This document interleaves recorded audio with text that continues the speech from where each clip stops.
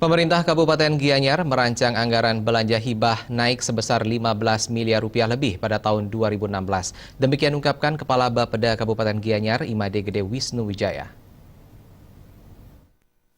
Pergantian tahun dari 2015 menuju tahun 2016, pemerintah daerah Kabupaten Gianyar sudah berupaya memajukan kuota dengan merancang anggaran pendapatan belanja daerah. Rencana anggaran untuk alokasi belanja hibah ditargetkan sebesar 41 miliar rupiah lebih. Rencana anggaran belanja hibah dinaikkan sebesar 19 miliar rupiah lebih jika dilihat dari anggaran belanja tahun 2015 sebesar 22 miliar rupiah lebih.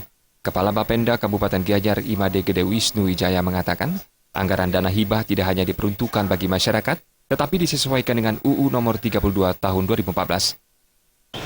Untuk hibahnya kita anggarkan sebesar 41,9 miliar.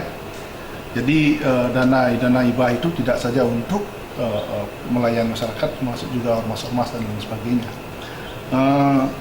Acuan kita tetap adalah mengacu kepada Undang-Undang Nomor 32 2014 tentang pemerintahan daerah.